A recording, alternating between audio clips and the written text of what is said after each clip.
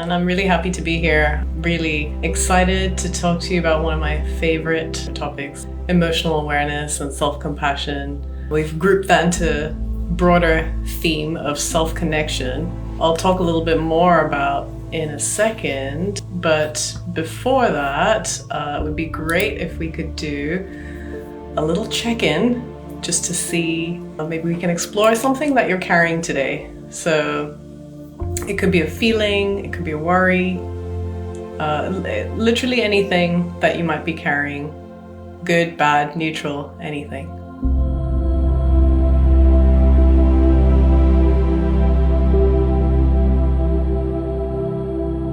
The starting point for this is to explore a challenging experience or situation. So something that might have happened recently that felt perhaps maybe overwhelming or felt like it was too much.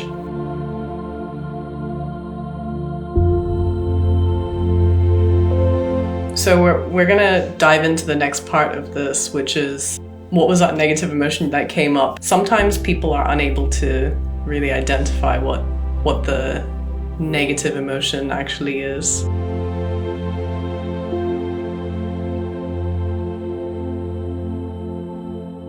It might be also a moment here to think about the negative emotion if you thought of a situation or a scenario.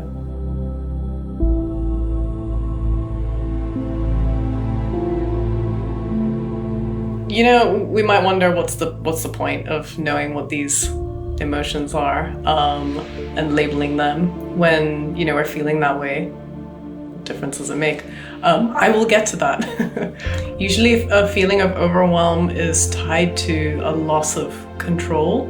So it's a lack of like feeling on top of things, and maybe there's some fear. Fear might not be the best choice of word, but it's usually like you feel like you're kind of you're drowning a little bit, and maybe that's where the idea of fear is attached to it. So the interesting thing as well around you know, having these emotions is that immediately, because of the way our brain works, and because we like telling stories, we will assign that emotion with it's good or it's bad or it's something else. You know, it's always got some kind of additional label and meaning attached to it. So in this case, we're talking about anger, we're talking about fear. Why do we see them as negative? Why is fear negative? Why is anger negative? I mean, it seems obvious, but I still want to kind of spark a discussion around it, and what it means to you to see these emotions occurring in yourself.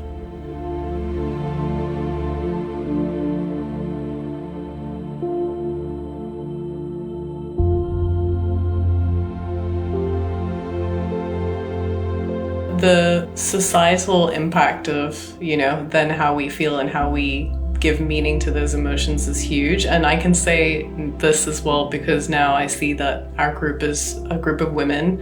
An angry woman is not an accepted woman. So that's also something to consider for sure, society's impact, and then how we feel about ourselves and our emotions.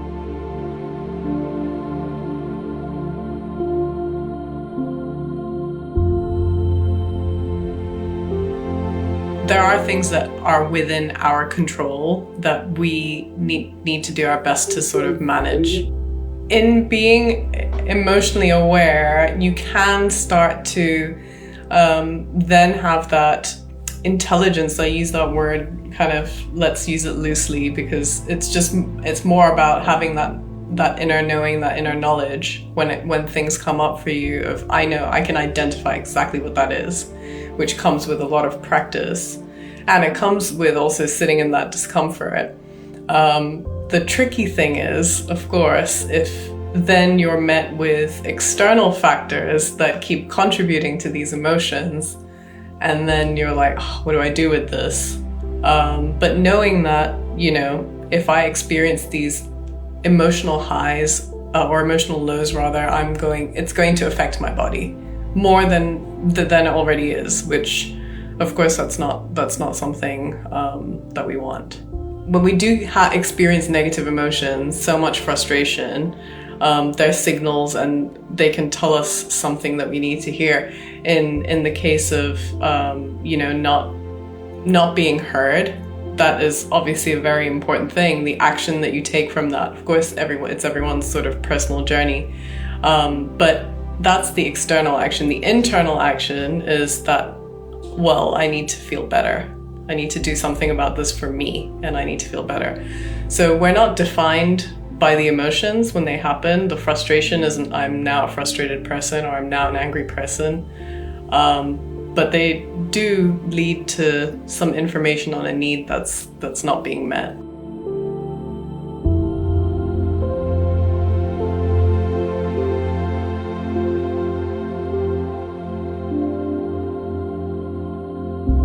Naming your emotion is so important for your brain. It's so important to tell your brain that it's okay, I have some idea of what this is, because then you're giving it definition.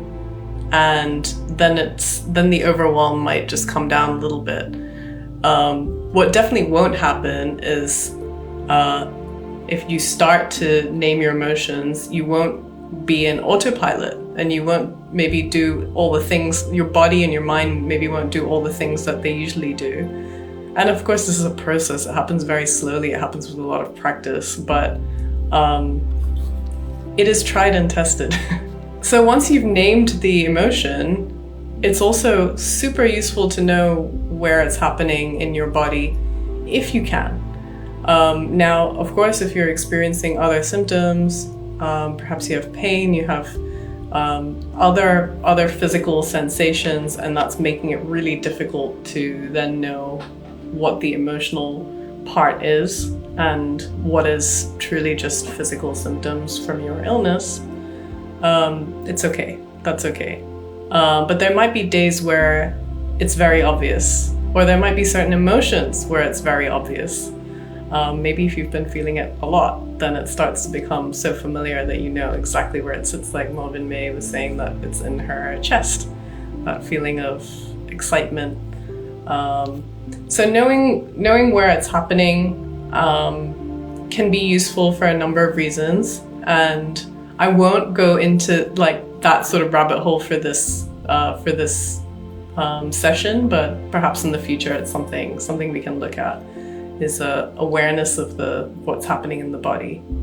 But the simplest thing is to start taking some deep breaths, and to notice when you notice where it's happening. You can also put your hand over that part of your body, and then start to bring some connection back to yourself. It might be helpful to use an example of a situation, and what usually happens for most of us, which is that perhaps you experience some unexpected symptom and then you have to change your plans or cancel your plans because of it. So in this scenario, you have to cancel plans because of a flare. And then the emotion that comes with that is, I feel so guilty. So maybe there's also some shame in there. Maybe there's some sadness, some disappointment. And then the thoughts start coming. So people are going to think I'm unreliable. Maybe there's some frustration with your body. And that's where you can start to see that some self-judgment and some self-criticism might start to creep in. Now, this part leads to possible beliefs, which is maybe. This doesn't happen all the time, of course, but if it keeps happening, you might start to label yourself as unreliable. You might start to look at this situation as an all or nothing situation, like this is always how it's going to be. And the self-criticism is when things get really tough, because you're really layering on this cake of difficult emotions, and we want to, keep it minimal if we can.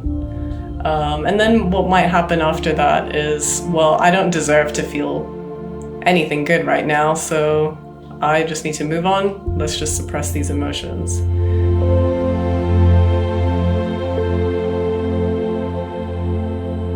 I don't know what's going to happen to my body. And, I don't have the same lived experience. I'm not going to, sit here and say, I know what it's, I don't. But, what I do know is that we all tend to take all of those past experiences and they inform our present. And there's no changing that, right? There's no changing what happened before. But I suppose that can bring a lot of overwhelm if we bring all of the past stuff into our every new situation, all of those emotions and everything, and we don't look at them, we don't look at the emotions. Then it can feel like every day is the same, or every time we go out, it's the same fear, it's the same not knowing. And I can't begin to imagine this feeling of, okay, I'm going out, I'm gonna have fun, but somewhere in the back of my mind, well, I might get an infection, but I'll just go with it. It's like really like very risky. It's like roulette. So I really appreciate you sharing that. But yeah, it's interesting to go back and think, well, what was I actually feeling in those moments while I was out? Even while I was out and it was something good, something enjoyable, were there other emotions there? Were there other thoughts, other feelings? Perhaps we shall move into, from what usually happens to what we can start to try next time. So, same example. You have to cancel plans because of a flare, or, you have to cancel plans because you heard that the person you're meeting came into contact with some germs. But then you still maybe start to feel guilty, or maybe you're annoyed, or some other emotions. And then the thoughts might start to come in, and then maybe it starts to, snowball a little bit. That happens. All these things happen automatically. But once you start to notice them, you can stop and just say, okay, I'm just gonna be with this. And that's the really hard part, is I am feeling frustrated, angry, annoyed, upset, but I'm just gonna be with this right now. And I'm gonna acknowledge that this is actually happening, and it's a really difficult time. And then you name all the emotions, and perhaps you explore where it's happening in your body. And this really requires a pause or a stop, as the bear says. So just stopping for a moment, maybe taking a deep breath and just, what am I feeling right now? I don't feel quite right. What am I feeling? Because often what happens is we feel the feeling and then we just try and run away from it as quickly as possible. By doing lots of things or, other ways of suppressing or coping. And also what happens when we have a lot of these thoughts is they start to become part of us. So we start to see ourselves as, I'm so annoyed all the time, or I'm so negative, or whatever it might be, whatever the story might be that you've told yourself. But the thoughts actually will pass if you let them. It's a little bit like trying to push a balloon down underwater. It just keeps popping back up, so you just can't do it. So you can start to just observe your thoughts as though they're just something that will pass by. And that's a very mindful approach, and it might work for you, might not, but it's something to try. It's something to explore. And you can even look at it and say, this is a lot. This is what I'm experiencing. It's not nothing. It's significant, and I know because I can feel it. I can sense it. Try not to deny yourself of that. So what's next? Great. So yeah, I'm feeling angry. Great. I know I'm angry. I've named it. I'm watching the thoughts go by. So the next part is the self-compassion. And this is so hugely important in a world where you might not feel heard very much. This is where you might experience some suffering from the outside, And then you might need to alleviate that suffering. So the question would be, what do I need to do to help alleviate my suffering?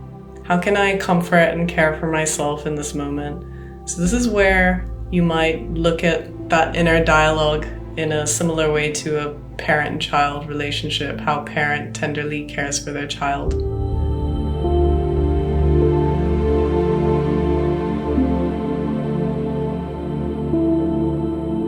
And it's so important for people to keep reminding us to be kind to ourselves in general. But that's not always going to happen, of course. And so here I am reminding you now to think about, how you could. I think a really good way to do this as well is to think of the most loving, kind person you have in your life or had in your life, and think about what they might say to you in these moments. There are two types of self-compassion. There's the tender kind that we spoke about, which is being kind and soothing ourselves and comforting ourselves, letting go of all of that criticism and that self-judgment, doing what someone we love would want us to do for ourselves. So in that experience of the flare and changing plans, perhaps that looks like I need to give myself permission to cancel plans without feeling guilty. Or perhaps if it's just around self-criticism in general, I need to acknowledge that this is genuinely hard and not beat myself up. Whereas fierce self-compassion, it looks more at the outside. So it looks more at, things that are happening that are out of our control. And here, this is when it becomes perhaps even more important to have fierce self-compassion and to really protect ourselves, because in these situations it might become very easy to give in to what other people are telling us is their truth, but we know what's really going on with our bodies. No one else does. So this is where protecting ourselves, advocating and meeting our needs comes in. And all of this work comes from this amazing psychologist called Kristin Neff, and I'll share resources later. And she came up with this idea of fierce self-compassion, and she said, imagine a fierce mama bear who will fight for her cubs, fight to protect her cubs. So that might be a picture that stays with you. But in this case, it might be telling your doctor your treatment isn't working. I'm not going to trivialize this. It sounds like a journey to actually get the right care. So please, anything I share here that doesn't apply to you, doesn't work for you, just chuck it. It's okay. And find an example in your own life that has worked for you. That's so important. It might also just be that, you need to keep explaining yourself to people you don't want to do that anymore. It's a boundary that you're going to set because it demands a lot of energy. It's not fun to have to keep explaining why you're feeling unwell when you're already feeling unwell. So yeah, fierce self-compassion. When we're experiencing any kind of pain or suffering or difficulty, whether it's emotional or physical, it's really worth asking if I'm really alone in this. And I've heard stories, I've heard shares from this community, and I've heard that it's a very lonely experience. And self-compassion, or the practice of it, really serves as a reminder that you are not alone. So when you go through kind of thinking about what do I really need, of course you have yourself to self-soothe, but you also can remind yourself that this is a very weird, Lyme is a very weird human experience, but there are so many people who are experiencing it just like me.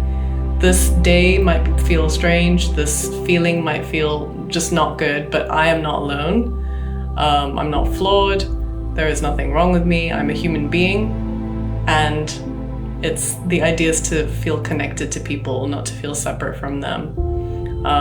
So perhaps, the next time there's a big emotion and it feels like you are all alone, just that little reminder that this is a shared experience. I'm not alone versus I don't have to be alone.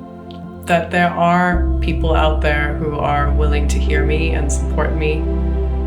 Hear me and acknowledge, not just hear me and okay, I don't get it. People who do really get it. There is a sense of pride that, a lot of us have of, well, why should I don't really want people to know that I need help. And that's across the board. That's everyone. Being a therapist as well, it's quite hard to admit that you need help. But we all do in various ways, and we are social creatures after all. So knowing that you can reach out, treating ourselves like we would treat a friend or a child, what would we say to them? What would we ask them to do for themselves is to seek support from someone who might be able to understand what we're going through. Taking that perspective takes us out of the over-identification of this is me, this is what I'm struggling with, and it makes us a little bit more mindful, and perhaps our decision-making can then be reflective of that, taking a different stance on things. Maybe think back to that challenging situation, if you came up with one, if one came to mind, that you identified earlier. And now that we're holding these two ideas of self-compassion, in that situation, what would have worked better? Or perhaps both. Maybe you needed both. Yeah. I feel so privileged to have been a part of this, and I definitely hope to be back.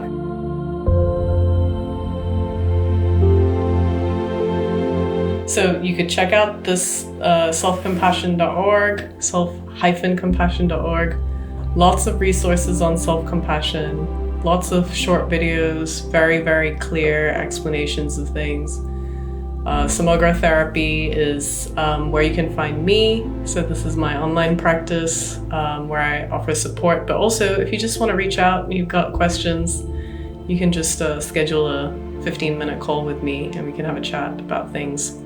And then for emotions, Atlas of Emotions is an amazing website where you can really start to understand, you might have one situation, there might be a range of different emotions that come from that, and it's just illustrated so beautifully. So these are just a few resources that I wanted to share with you before we go into a mindfulness practice. So yeah, thank you so much for your contributions. Now it's time to ground. Maybe this session might have brought up some things for you. It can be hard work to think about our emotions and really, dissect everything. Maybe you've had a tiring day, maybe you've had a challenging day. So with all that said, just know that this practice, you can do it however you like. You can, if you're lying down, that's great. If you're sitting, that's great. If your eyes are closed, your eyes are open, it's all good. So just settling into the most comfortable position for you. This is your time.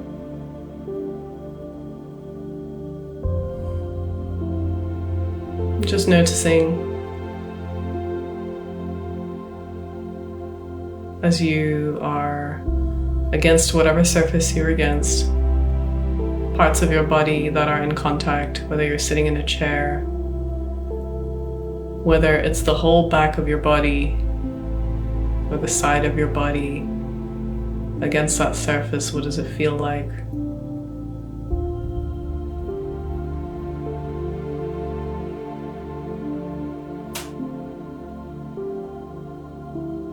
Noticing the quality of your breath. Is it shallow? Is it deep?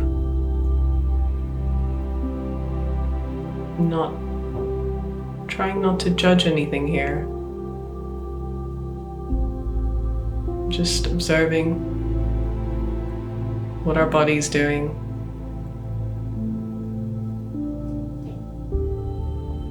It might be as well that you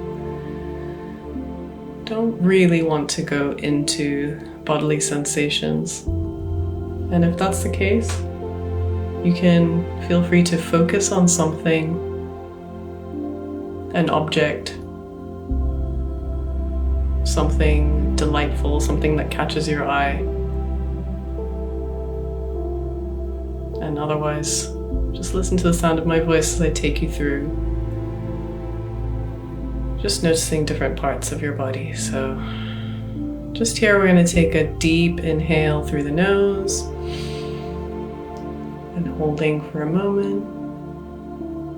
And just exhaling out through the mouth.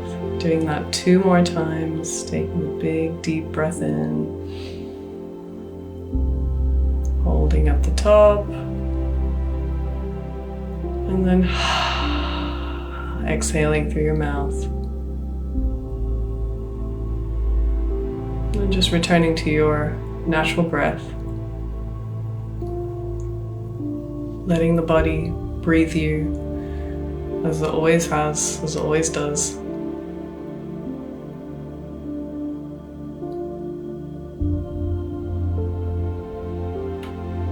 And you might notice the rise and fall of your chest, or the breath as it moves in and out through your nostrils.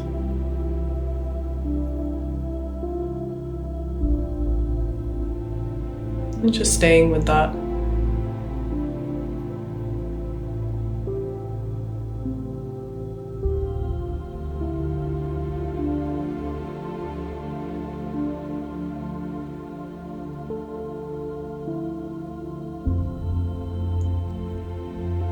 There's no need to do anything here. There's no need to strive for anything.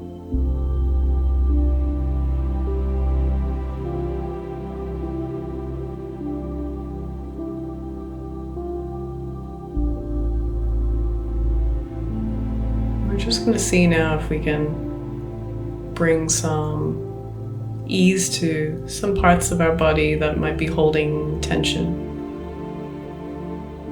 So we're going to start from the top of our heads.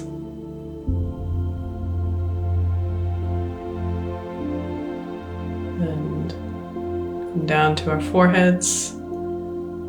Just see if there's any kind of tension around the forehead, between the eyebrows.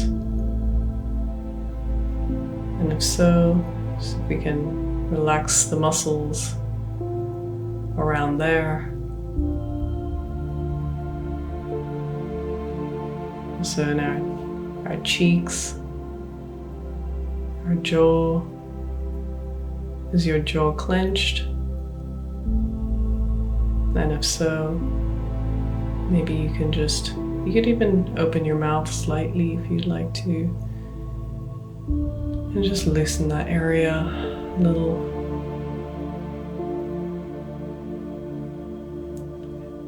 Noticing where your tongue is placed even. Is it against the roof of your mouth, or is it relaxed?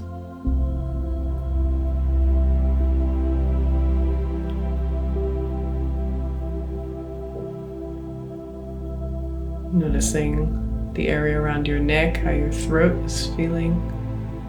Is there tightness there?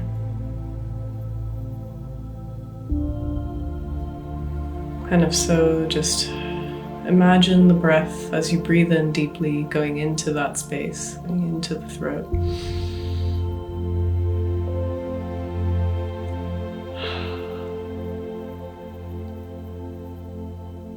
Noticing now the shoulder area, backs of shoulders, front of your shoulders. If there's any tightness, you could even do a little shoulder roll. Couple backwards, couple forwards, and then Even bringing your shoulders up like a shrug, up to your ears, holding for a second or two, and then dropping down with a sigh.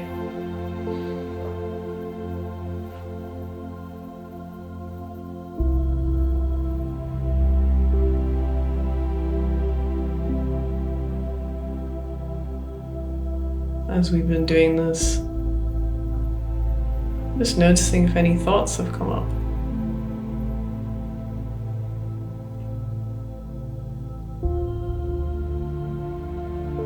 We don't need to really dive into those thoughts.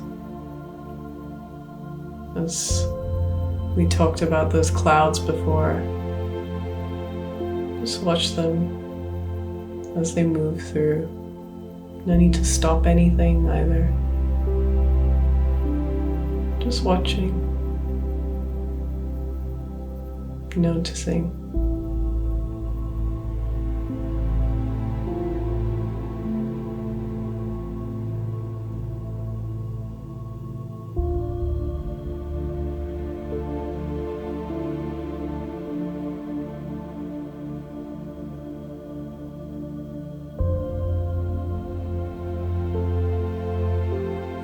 You might find that it's maybe a little challenging if the thoughts keep coming up.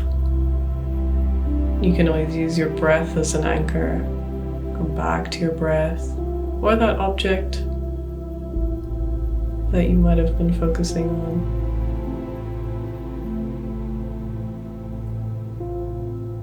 You can imagine if your mind is running away with your thoughts, your mind being like a child, and just taking its hand gently, bringing it back to the here and now.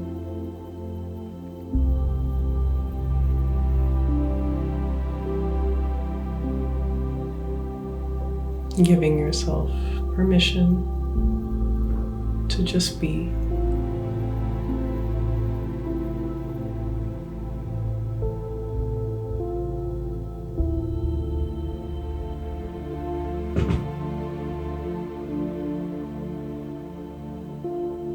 Noticing the in-breath and the out-breath.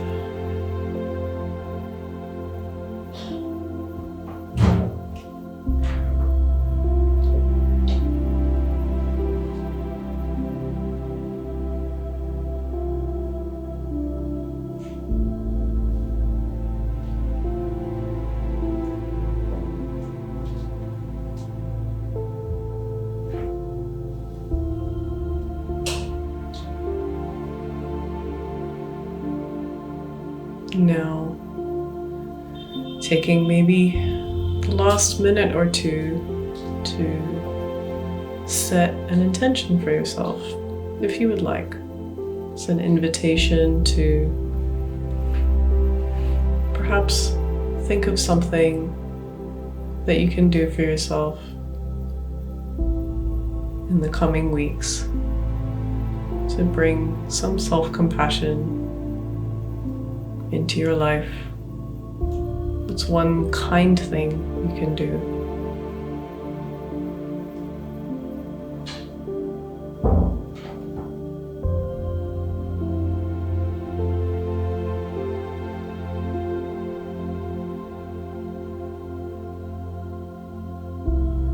Again, perhaps you have someone in mind who you can think of if you can't come up with something on your own. What would they suggest to you?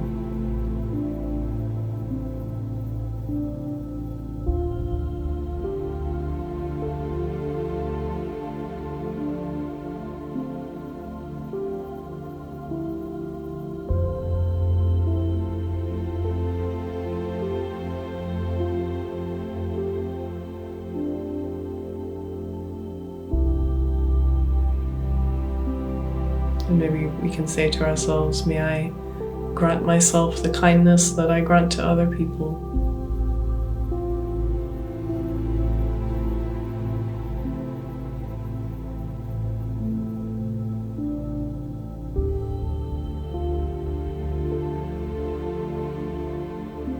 Now, slowly we can start to transition out of the practice if we wish to, or we can stay in it if we want to for longer. But if you're transitioning out, just taking some slow, deep inhales and exhales. So inhale through the nose and exhale out through the mouth. Do this 2 more times.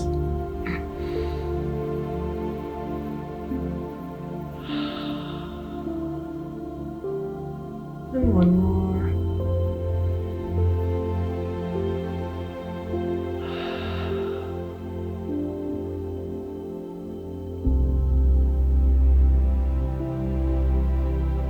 You can rub your palms together to create some heat if you'd like, to bring that over your eyes, over your face. Just washing that down your face, down your neck, wherever you might need it. And then one last thing is a butterfly hug. So taking a deep breath and bringing your arms stretched out wide. And then wrapping it around to give yourself a hug, and you can even rest your head on your shoulder. Give yourself a squeeze. And there we go. Thank you so much.